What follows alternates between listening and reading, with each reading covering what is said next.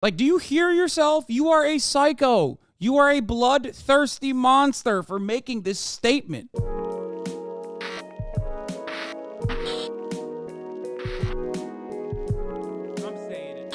The problem is, a lot of this stuff normally would get immediately picked apart by Western media, except it's not. And when Western media fails to do its job, to be critical about information coming from a party that has routinely been untruthful, then all you're doing is misinforming the population. And guess what? Due to so much information that is readily available on the internet now, because the media is not fully controlled by CNN and, Fox and MSNBC as it used to be, because people's media diets are way more diverse, this spells real trouble. I don't want people to just immediately say, fuck that, I hate mainstream media. Because there are plenty of instances. I mean, I still rely on mainstream media. Every day, they have a duty to report truthfully. And if they drop that duty, as they do oftentimes when it comes to foreign policy, it legitimately creates more distrust in the fucking media. And then you arrive at like COVID conspiracies and shit like that. It's not good.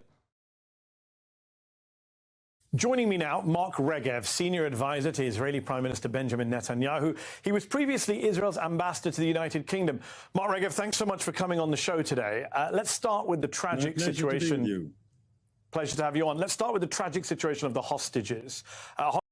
We're going to look at that in a second. Oh, a chatter found out where this guy was coming from. I'm an immigrant in the Western country, and I too am against mass immigration to my country. Does that make me a Nazi? Are you saying all Christians in the USA are racist? Not just Azov, Tornado, Kraken, until Right Sector, Stalingrad brigades. Same here in Finland. All Christians in the USA. I remember this conversation. This is probably his misunderstanding of what I was responding to. Anyway, let's continue. Let's watch what Mehdi Hasan did here against Mark Regev, the Israeli advisor. Hostage taking, a clear war crime by Hamas, and those hostages, of course, need to be released. Are we any closer to the release of any more hostages? We surely hope so. Hamas, as you've reported, has kidnapped some 240 people. Unfortunately, today we found the body near the Shifa hospital of one of the hostages, a woman from Kibbutz Be'eri. Her name is Yehudit Weiss. She was 65 years old, a mother of 5. And so she's no longer a hostage. She was dead. The information we have is when she was taken into captivity, when she was abducted by Hamas, she was alive. How'd she die, Mark? We've now found her body. Who killed her, Mark? It was one of the results of the military operation today. Of course, getting the hostages out remains one of the focal points of our military operation. And we believe that by expediting the military pressure on Hamas, we're actually getting closer to the release of hostages. So was it a mistake in hindsight, and that's tragic news to hear about this poor woman, was it a mistake for Prime Minister Netanyahu, your boss, to have reportedly turned down a deal at the start of this conflict that would have seen Hamas free women, the elderly, kids, in exchange for a 5-day ceasefire? Isn't that why so many of the families of the hostages are angry with your government? Sorry, Mehdi, that's just disinformation. There was not a real option for a deal before the ground operation. It was looked at seriously, but Hamas put nothing on the table that could be worked with. And so that's just not correct to say there was an option. We might have an option now for a deal. I can't. That's crazy. I don't, wait, is that really the case? Because that's not what I've seen. I don't know. This is the full 15-minute video, my friend. We're watching it right now. Not what I've heard. I can tell you for sure.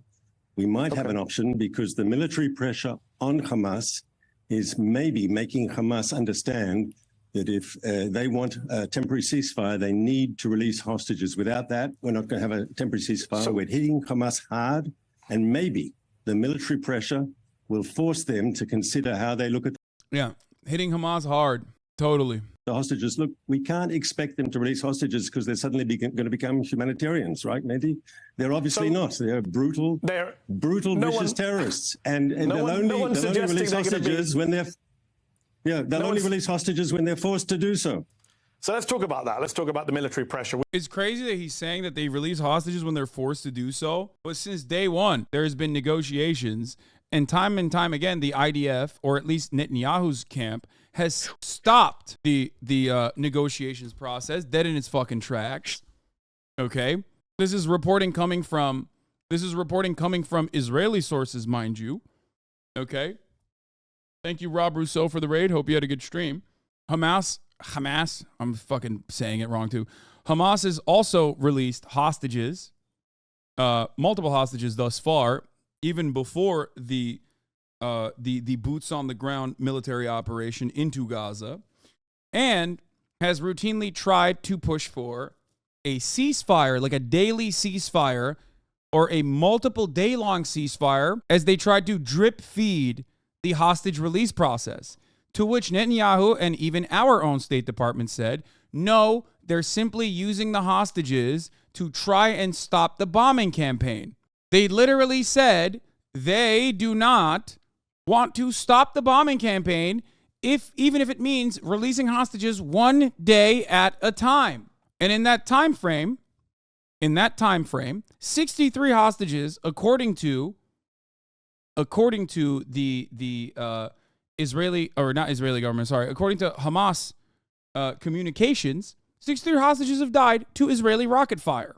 Now you might say, Hasan, how do we know these guys didn't just kill the hostages themselves? And to which I repeat, why the fuck would they take hostages, which is an incredibly difficult process, a military operation that was designed and trained for years and years, just to go and fucking execute them inside of a tunnel structure? Now, I'm not discounting the fact that Hamas may kill hostages. The difference, of course, is that if they were to kill hostages, they would do it to show that they're serious. That they would do it on camera. They wouldn't just quietly kill a hostage. So if there is no camera footage of a Hamas militant executing a hostage, and these hostages have died, I'm going to go ahead and assume that they've died to the much likelier cause of death in Gaza right now. Not stepping on a fucking Lego, not heart disease, Israeli rockets. We are nearly 6 weeks into this bombing campaign and ground invasion. The Gaza Health Ministry says Israel has killed more than 11,000 people in Gaza, including a record number of children. Let me finish my question. No, but you can't say that. No, but you said you have to say the Hamas-controlled Ministry of Health in Gaza. I don't have to say what you asked me to say. Oh, yeah. Dude. No, it don't work that way. It don't work that way, buddy. Look at him. He's so fucking arrogant. He's so used to to Western media just like repeating uncritically whatever the fuck he says. So he goes, no, you have to say Hamas controlled. Shut the fuck up. Fuck you mean I have to say Hamas controlled? Get the fuck out of here. Who the fuck are you? Who are you? Why do you think you have this say on this person's like media coverage? Like, well, what do you mean? I'm telling you, it literally stems from arrogance. It's like American media operating in this way as uncritical stenographers for as long as they have. And that is the reason why there's this expectation. It's like, what the fuck do you mean? Hamas are on Gaza Health Ministry. More than 4,000 kids, true. They say. That's true. You don't deny that? Mehdi, you don't deny that it's the Hamas controlled? I'm not and denying the health ministry is controlled by Hamas. Let me finish my question. You can, but please tell the viewers the truth. That information is provided by Hamas. Okay, and that information, we'll come back to that information, but you've got dead Gazans. The American government say maybe more than 11,000. You've got a record number of journalists killed, according to the CPJ, a record number of UN workers killed, according to the UN, and yet Hamas still exists. It's still capable of firing rockets into Israel, still has the hostages. You haven't found their big base under the Shifa hospital either. Your critics say that shows this war is a failure. I would argue that's all incorrect, Mehdi. We're hitting Hamas hard and they're feeling the pain. We just discussed that a moment ago, why they may be now considering seriously a hostage release. It's not because, as I said... Didn't Israel literally brag about killing more Palestinians than even the Gaza Health Ministry predicted? Ynet came out and said 20,000 Hamas militants have been killed so far. I don't know why they said that. I don't know where that fucking came from, but they did say it. They've become humanitarian. A couple weeks ago. It's because they're under a very, very massive military pressure. Look, this operation is not one that we wanted, obviously. This war was forced upon Israel in the terrible attack of October 7th, and we are fighting back, and we will destroy Hamas. We'll dismantle their military machine and we'll take apart their political control of Gaza. That's good for Israel for obvious reasons. We don't have to live in fear of terrorists crossing the border and killing our people and butchering our children in the middle of the night. But it's ultimately also good, and I hope you agree with me, it'll be good for the people of Gaza who deserve better than this terrible... Dude, what a psychotic thing to say. Yeah, dude, 2 atomic bombs worth of fucking missiles we've dropped on Gaza, completely crippling the entire fucking area, and also shutting off their food, water, medicine, you know, life-saving measures that they need to heal themselves when they do inevitably escape, if they're lucky enough, one of our bombing campaigns. That actually is good for them. Like, do you hear yourself? You are a psycho. You are a bloodthirsty monster for making this statement. Authoritarian, extreme Hamas regime. The people of Gaza are still alive. As I say, more than 11,000 people dead, reported dead, 4,000 children. I just want to pull up on the screen. Hamas's numbers. You say Hamas's numbers. I should point out, just pull up on the screen. In the last 2 major Gaza conflicts, 2009 and 2014, the Israeli military's death tolls matched Hamas's health ministry death toll. So, and the UN human rights groups all agree that those numbers are credible. But look, your wider point is true. Yeah, ridiculous, dude. Ridiculous. Yeah, go ahead. Yell about, lie and fucking be like, Hamas death tolls. Hamas death tolls. It's like, shut the fuck up. This is the new line, okay? It's so stupid. It is a demonstration that the propaganda machine is failing. Everyone and anyone is against us. The UN is Hamas. World Health Organization, Hamas. Everyone is Hamas. Just deny. Get the fuck out of here, man. Be serious. Be for fucking real. Can I challenge that? Will you allow me to challenge that, please? Can I just challenge that? I'd like to challenge that. I'll try to be as brief as you are, sir. Those numbers are provided by Hamas. There's no independent verification. And secondly, more importantly, you have no idea how many of them are Hamas terrorists. Also, that's not even true. There has been cross-verification in the past. So the idea that like every single institution, every single organ, every single NGO uses the Hamas-run Gazan Health Ministry numbers as they are the most correct, especially when the Gazan Health Ministry has revealed the identities of all of those who were murdered, that you can cross-reference with the Israeli access, because Israel has the population registry. Like, the idea that this level of transparency already exists and you're still going, well, it's Hamas that's lying, is ridiculous. Combatants and how many are civilians. Hamas would have you believe that they're all civilians, that they're all children. And here we have to say something that isn't said enough. Hamas, until now, we're destroying their military machine, and with that, we're eroding their control. But up until now, they've been in control of the Gaza Strip. And as a result, they control all the images coming out of Gaza. Have you seen one picture of a single dead Hamas terrorist in the fighting in Gaza? Not one. Is that by accident, or is that because... Wait, what? Wait. First of all, great question, actually. No, that's an awesome question. No, exactly. Whose responsibility is that, dumb fuck? Yeah. No shit. Take your own photo then, asshole. Why is it that when, like, the Al-Qassam brigades are dropping fucking videos on Telegram channels, right? When it's literally Hamas militants running up the fucking tanks with the little red dot on top of them, the little red triangle on top of them, making like fast-paced Final Cut fucking 7 videos in the heat of the battle, they directly show you that here's a militant, here's a tank, they blew it up, okay? But when Israel tries to do that same fucking thing, okay? When Israel tries to do that same thing, they tried to do it, by the way, they show 0 Hamas militants. Not a single one. How? I'm sure you've seen the IDF. I'm sure you've seen the IDF version of this.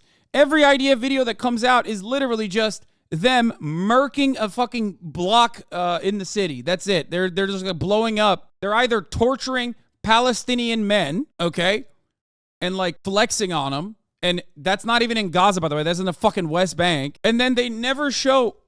they never show dead Palestinian fighters. Why is it? They blew up a retreating Hamas car? No, that's not true. No, that wasn't a retreating Hamas car. That was a fucking, an elderly man driving the car, and his wife actually survived. They tank shelled a civilian car. They fucking blew up they blew up with a tank, a civilian car that was literally on an evacuation route that was declared safe. Oh, that's why you put it in air quotes. Got it. Hamas can control the information. You asked me a question and you said Gaza. you would be brief. I haven't, you're right, but I have seen lots of children with my own lying eyes being pulled from the rubble. Because So they're the you don't- pictures Hamas wants you to see. Exactly and my also point, because they're Mehdi. dead, They're Mark. the pictures Also Hamas wants. But there are also people No, that your government has killed. You accept that, right? You've killed children, or do you deny No, that? I do not.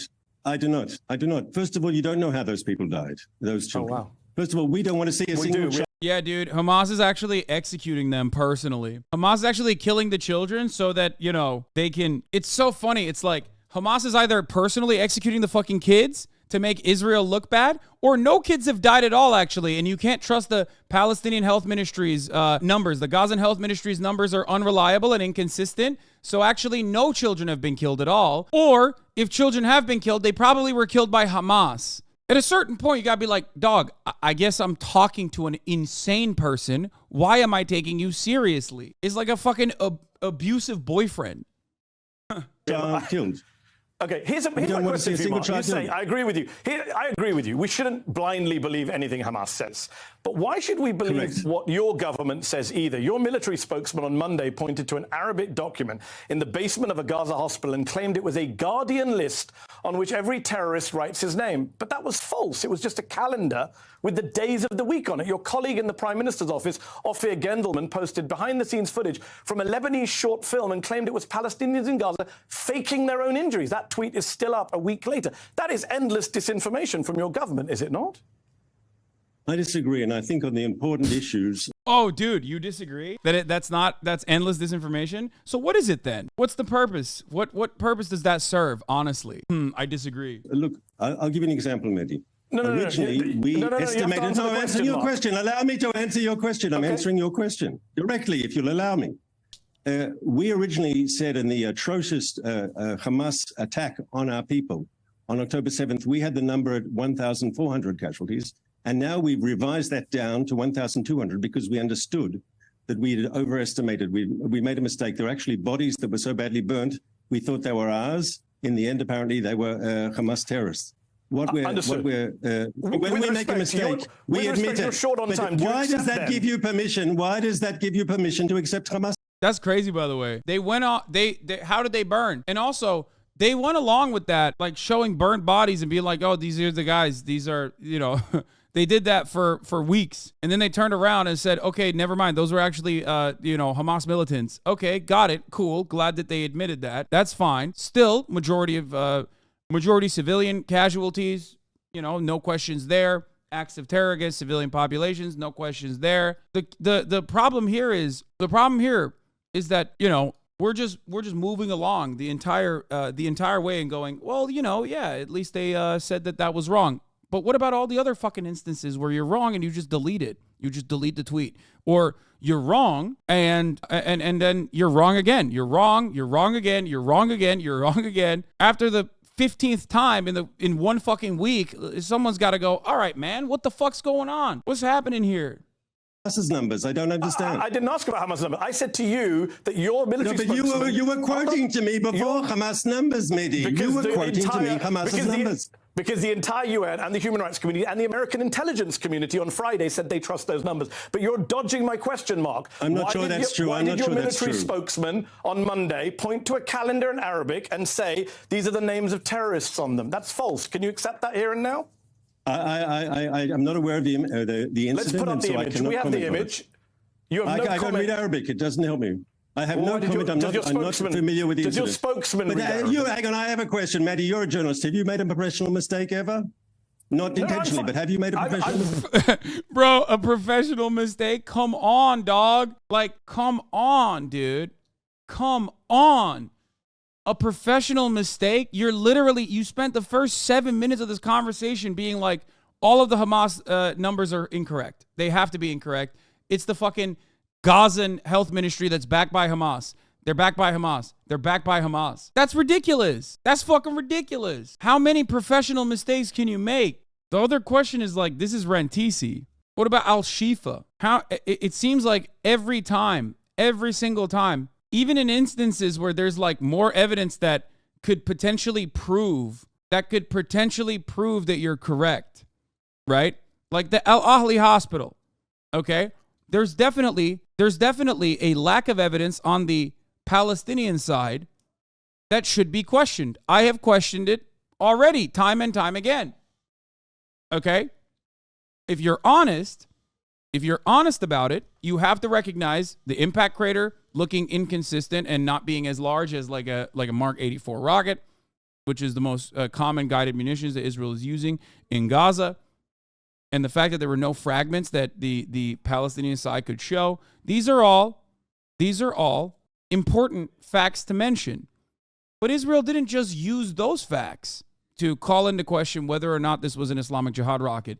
Israel lied and brought forward incredibly inconsistent data that was disproven.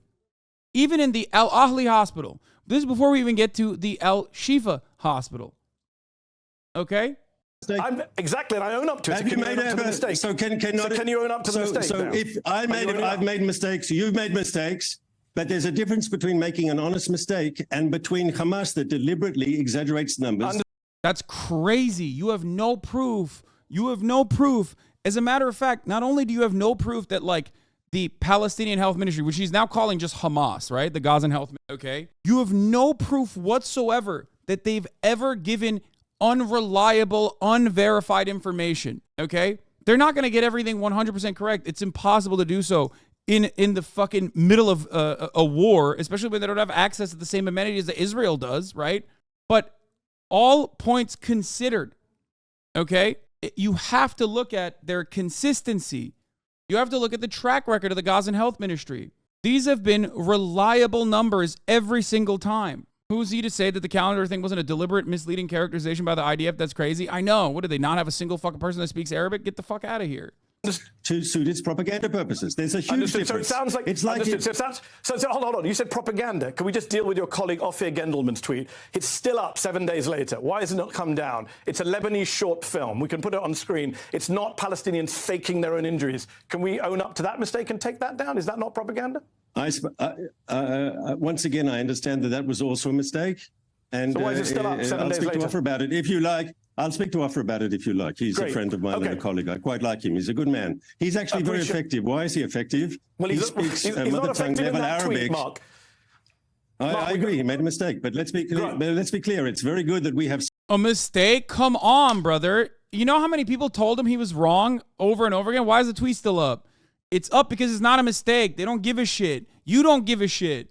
It's all about a deluge of misinformation. It's all about enough racist people getting on board with this gross lie. Someone who can speak Arabic in the Arab networks directly to Arab people so they can hear Israeli opinions directly. Appreciate and that. Is amazing at that. Like, think about how critical people were of me when I talked about the Al Ahli bombing, right? The Al Ahli hospital bombing, when I had so much overwhelming circumstantial evidence that pointed to this being another Israeli bomb. If you were to exercise a little bit of critical thinking, you would immediately recognize that that person is deliberately lying. It's literally from a movie. You can tell there's a guy with a fucking violin in the fucking clip that he posted. There's a difference in the intentions here. Okay? It's ridiculous. He's very important. Okay, thank you, Mark. I know you're short on time. Yeah, he's very effective at lying. Much more short than me, so I'm going to keep going. Let's talk about war crimes. Human rights groups, as well as the UN High Commissioner for Human Rights, have accused Hamas of committing war crimes. But they've also accused Israel of war crimes in Gaza, too, which you blame on Hamas. So I have a simple question for you. If Hamas gunmen were hiding out in a school in Tel Aviv or an apartment block in Haifa, would you be okay with the Israeli Air Force dropping bombs on those buildings, leveling them, killing the innocent Israelis inside in order to get the Hamas gunmen? Would you do that? But you're right in your question. Of course, Hamas hides behind students and children. That's their whole policy. That's why we've had the casualties we've had. Hamas deliberately embeds itself, as you said in your question, amongst civilians. The fact that okay, what about Israeli civilians? Would you do it? They great question. buried themselves under the sheet. I want him to say yes, we would, because I think that they would. For the record, I think that they would. They would kill Israeli civilians to get to the Hamas militants. Okay, they would. I'm sorry, they 100% would.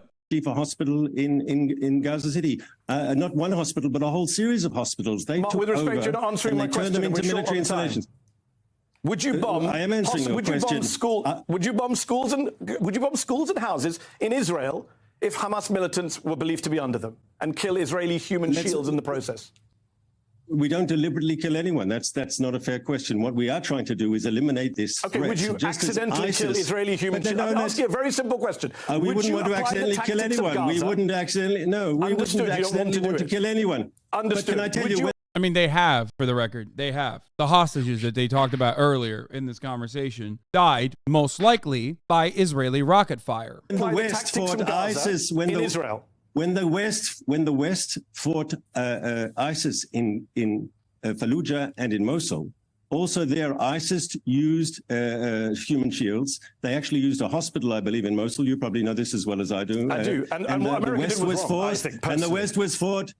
But wrong, I think it's actually, I think America did the right thing. You had to defeat these brutal terrorists. Would you apply the tactics of Gaza to me in Israel? It's a simple question. We wouldn't allow them to take over a school in the first place. We'd send in special forces and we'd take out the terrorists. I know you're over on. Oh shit! What? You can't use the special forces here in fucking Gaza? Then what's going on? I did answer your question. Why did you say I didn't answer your question? You didn't answer. I didn't answer it the way. I didn't answer it in the way you wanted me to answer it. That's the problem. I didn't answer it the way you wanted me to answer it. We would send in special forces and we would neutralize the terrorists. That's what we've done in the past. You know we've done it that way. Yes. Last question for you. You've got ministers in your government. I have to ask this question.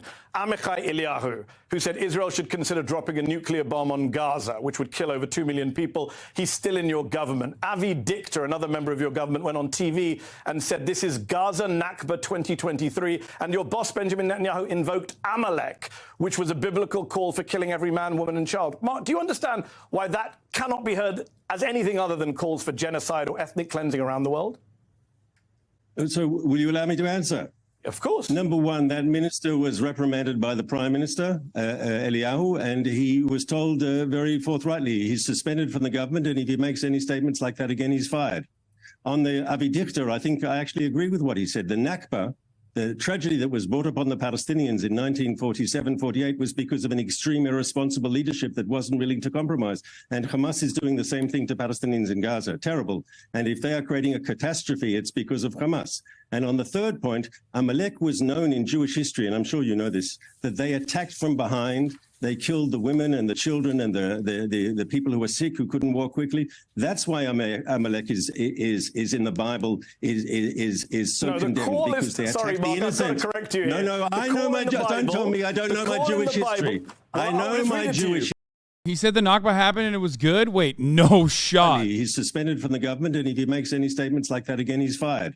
On the Avi Dichter, I think I actually agree with what he said. The Nakba, the tragedy that was brought upon the Palestinians in 1947-48 was because of an extreme irresponsible leadership that wasn't willing to compromise. And Hamas is doing the same thing to Palestinians in Gaza. Terrible. And if they are creating a catastrophe, it's because of Hamas. Wait. Yo! He said, dude, this is the, okay, there's two different schools of thought in Israel. Okay? There's two different schools of thought. Is that the Nakba didn't happen, or if it did happen, it was really good that it happened. Sometimes you might even have a famous Israeli scholar go through both of those opinions throughout his career. Eddie Morris. Anyway, the calculated, purposeful ethnic cleansing campaign and ethnic displacement campaign of Palestinians didn't happen, or it did happen. Well, I guess Benny Morris never said that it didn't happen, or it did happen and it was good.